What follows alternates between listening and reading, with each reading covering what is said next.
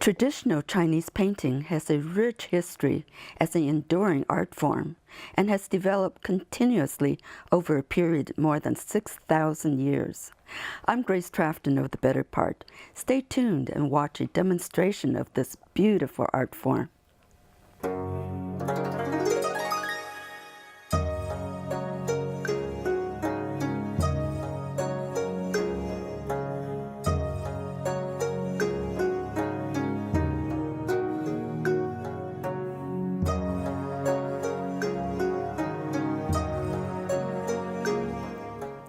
Our guest, Shirley Lynn Kinoshita, is an artist, teacher, and former Fine Arts Commissioner in Cupertino.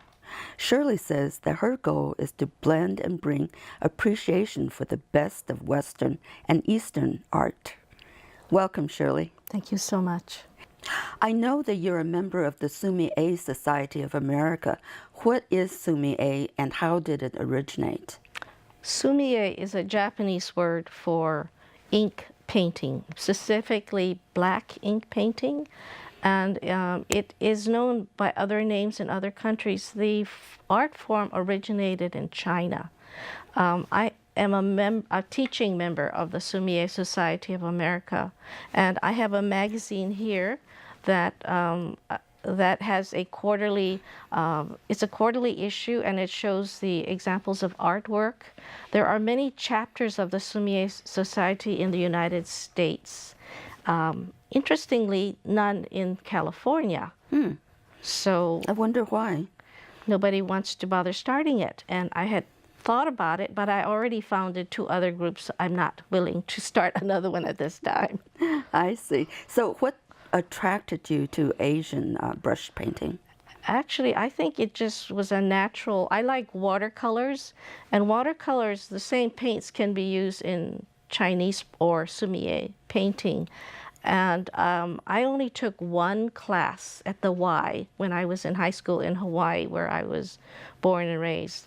That was the only one I ever found. So when I had the opportunity in California to take classes, I jumped on it because, you know, that it's not that common to find a teacher of that art form. Oh, I see. Here is fairly common. Now, do Sumi-e and Chinese brush painting differ at all? They're basically the same philosophical and methods are the same. The supplies are the same. The themes are the same.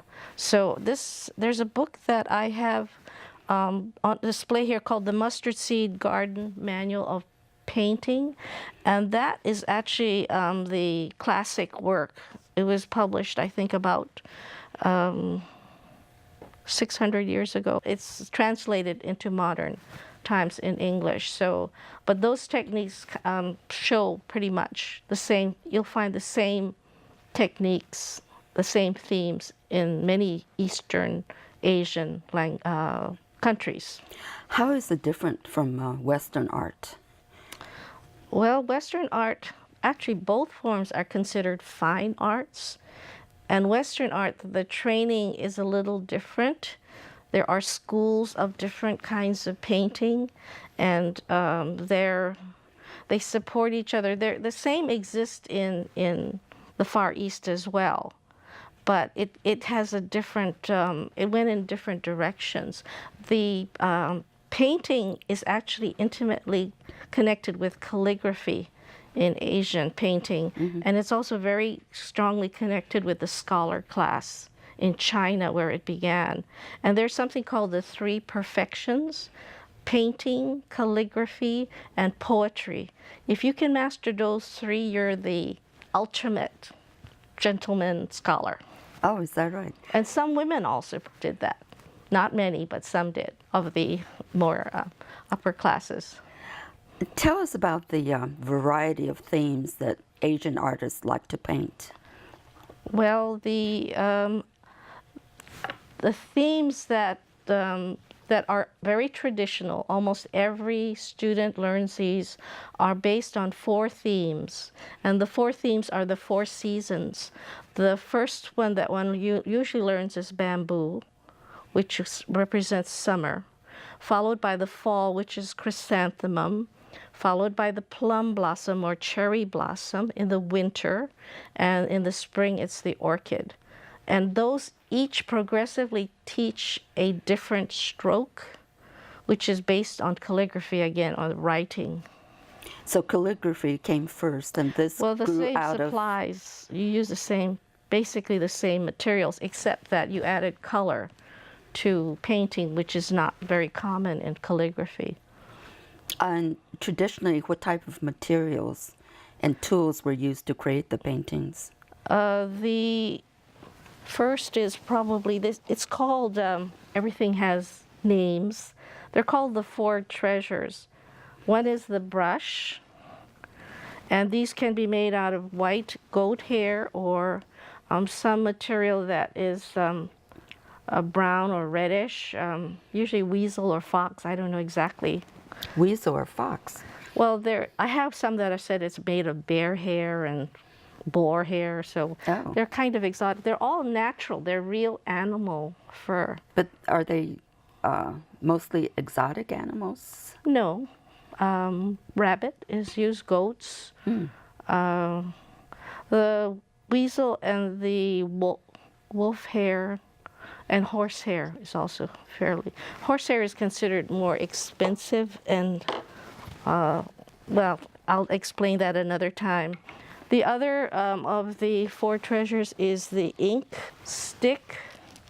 This is an example of an ink stick.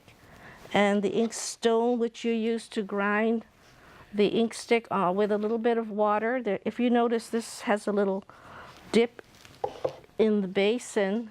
So you put the water here and you bring it up. What people say is, this is the ocean and this is the beach. You pull the water up and you grind the ink stone. This may take you anywhere. Some teachers say you have to do 100 circular strokes or 20 minutes. So 20 minutes. So most artists now don't like to spend that much time grinding ink. And if you're with a master teacher, often the students have to grind the ink for this master. So you can buy ink. And of course, there's the paper. So these are the treasures. The fourth is the paper. The four gentlemen, they're called the Four Seasons. The Four Gentlemen. Yeah, they're called the Four Gentlemen.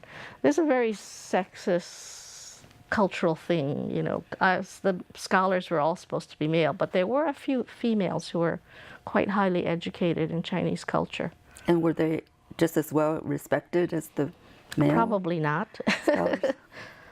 So, have there been many changes in modern day? Actually, surprisingly, when you look at the supplies, none of it is electronic, right? And it's been used for 3 millennia. That's amazing that this form is still as vibrant as it is, that it still has appeal. So especially I think someone who's Asian or likes the Asian types of arts, it's kind of fun to learn this art form, which is so ancient and yet still very, it's still engaging. Still very creative. Well, there are very traditional subject matter. What I painted a couple of weeks ago is the traditional flower and bird painting, which is a very common topic. It's not the same as the themes, but there are several genres. They're called genres, like landscape painting, shan shui, which is mountain water, literally, is a form of painting bird, flower, animals, and not too often people. Usually it's some noble official or the emperor that's been painted. And what can you tell us about the old masters and new masters? Actually, I don't really study that. Even though I was at one time a history major, I don't really study the masters that much, partly because traditionally paintings are copied. That's how you learned. You learned from a master painting. And so there's so many copies of the original, it's pretty hard to tell one from the other because they were very superb artists. I tend to concentrate on the more modern ones. A very favorite of mine is Chow Shao An. And this book, Masterworks by Chow Shao An, he was in his 90s and still painting. Can you imagine that? There's a picture of him in here. Came from the San Francisco Asian Art Museum. There he is here. He looks in his 90s, but he was painting superbly up until the end of his life. And this book is actually out of print now and it's pretty hard to get. But what I wanted to show that he actually painted landscapes in California. This is, I think it's called China Camp in Carmel, a landscape that he did. So he did actually traditional techniques using modern subjects. So, you know, he's one of my favorite artists, and I would consider him more of the almost modern, but his tradition goes all the way back to the beginning. He used all traditional techniques. Do you do other forms of art in addition to sumi-e? I used to exhibit and teach watercolors because that's a natural. And many, many years ago, I also taught crafts to children. I taught painting dinosaurs, cartooning, clay making, and I taught really, really young 2 to 4 year olds crafts. Nice. Of course, they were crying away, but that's to be expected. So did you teach all age groups? I have taught some pretty elderly. I have one gentleman, Carl, I won't use his last name. He has a PhD in some chemistry and I mean, he had a distinguished career, but he's a really good artist, and I've taught him. I've taught a doctor of Chinese medicine, her name's Teresa. She's blonde, blue-eyed, and very lovely-looking woman, but she has a doctor's degree in traditional Chinese medicine. Oh, is that right? That's kind of unusual, isn't it? Yeah, I have had one student Vima, who is originally from India. She's now a UC Berkeley student. And she was a really good artist, too. She started with me at about age 15. So, do you think artistic talent is inborn, or can you learn it? No, you can learn it.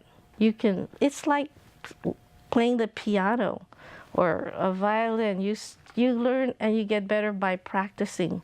You don't get better by just looking at the art. Although they say if you can envision yourself as a wonderful artist, it's almost as good as actually doing the practice. But you can't get away from practice. Now, what do you find most satisfying about teaching art? I kind of like the joy that students find in accomplishing something. The good thing about Asian brush painting or sumi-e is you see results really quickly. Is that right? More quickly than Western type of art? Well, you know, in oil painting, you can labor over for years. Years, yeah. You can't do that. Once you put the ink to the paper, it's going to be there. There are paintings in museums that are 500-600 years old, made just with ink. They're still as vibrant. They haven't faded at all. Is it because of the quality of the ink? I think it's that kind of ink. It's very permanent. So I tell my students, don't drop any on your clothes because you're going to have it forever. Right. It's going to last longer than you. Well, without further ado, why don't we watch you give us a demonstration? All right.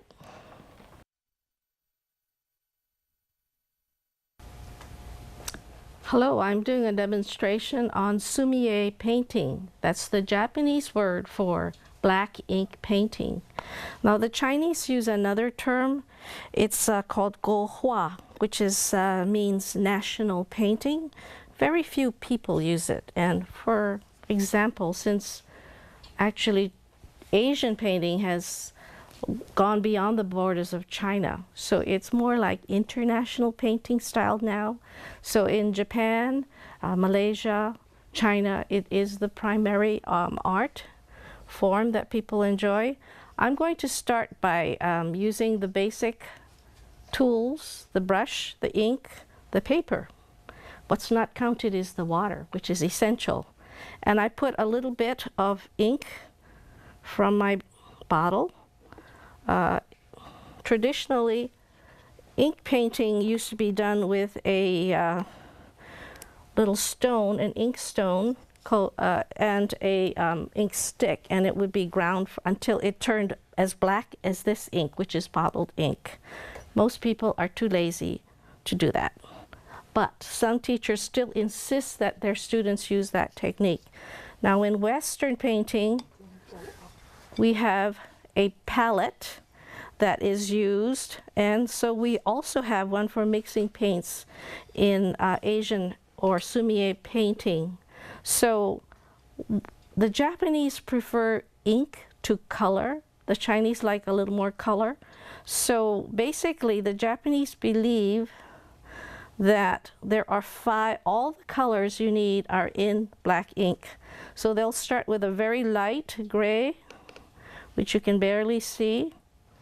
So if they can get 5 shades of gray, not 50 shades of gray, but 5, until you get the blackest of colors. So I'm mixing grays here, and I'm going to take out some of the excess and dip it in black again. So I'm painting today the first of the 4 themes of brush painting. The first one being the bamboo. Now bamboo is all straight lines. I start with the trunk. Gray tipped with black, right? You saw that? So we're going to do the trunk.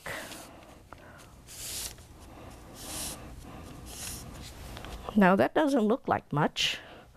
So we'll add the little nose between the bamboo. Maybe we'll do another stalk here. Hold on, I think I'll just add some more paint here and do another one. And we put in the nodes so you can sort of see what looks like a trunk. See that white? That's not a mistake. It's called flying white. It's actually a technique. Flying white that is embedded in the stroke. The word stroke is what you call each time you make a mark on the page. This is rice paper. It's usually made, this is a machine quality, but there are many handmade papers and they can be very expensive or very inexpensive. This is very inexpensive paper. So I'm going to put the little side branches here. And if you ever look at a bamboo, they have little alternate. You'll find them, they're alternately, the side branches alternately shoot out from the nodes. So we're going to now put some, I should say something about bamboo as the first theme. It's all straight lines. So far it's straight, pretty much straight lines. And it actually represents what they call the perfect gentleman, because bamboo in a storm, it bends but it doesn't break, and it's perfectly straight, has fortitude and integrity. So those are the qualities of a gentleman. So that's what we strive for if we want to be like the bamboo. So I have a napkin here. This tells me how gray I have this. So I'm going to put some gray bamboo leaves.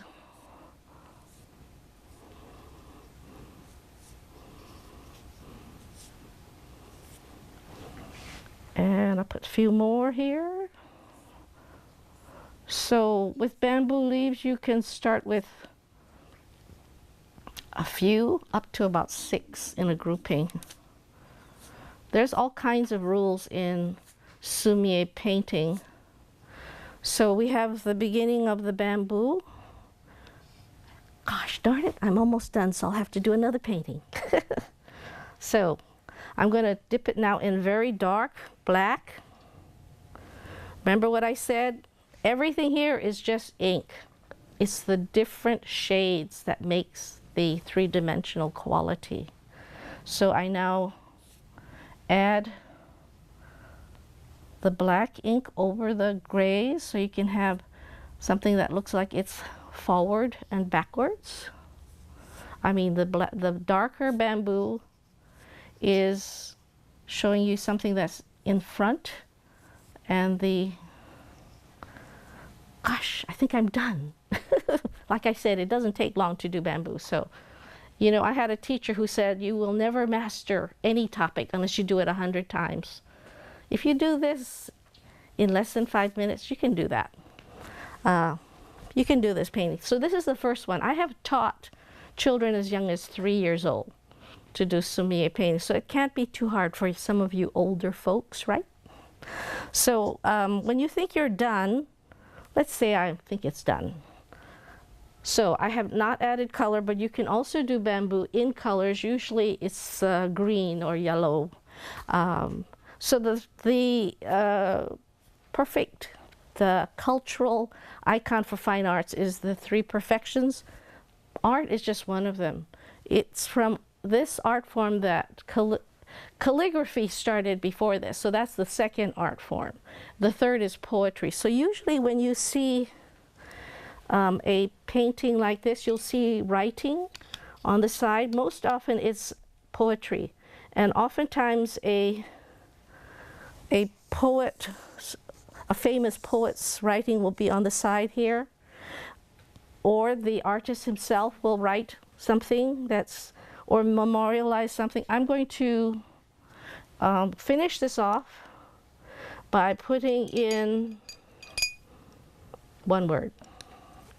And the word is, where shall I put it? I'll put it right here because there's a big space.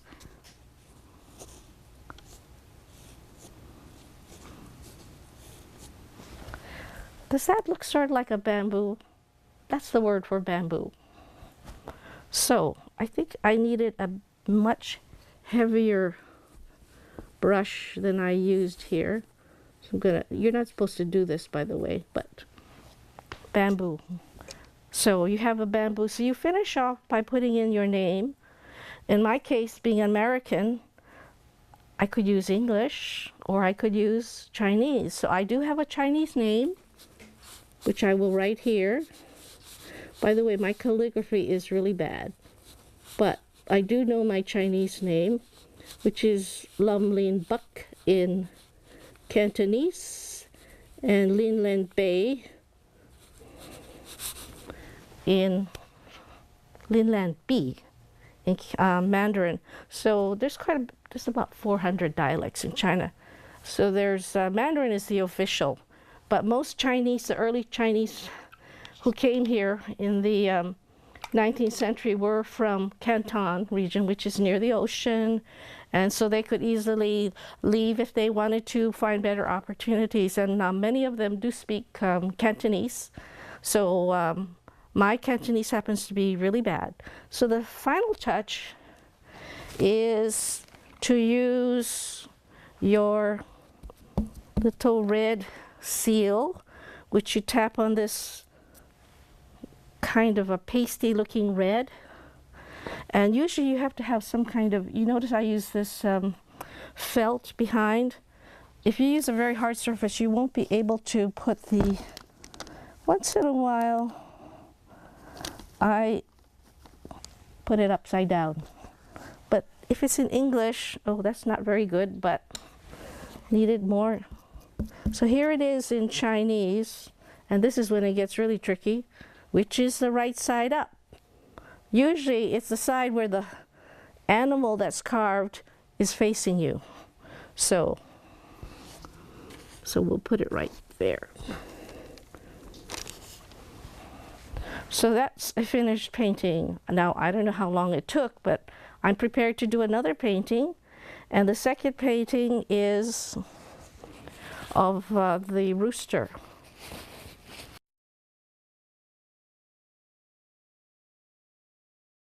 You start with color. Color, we're going to use color.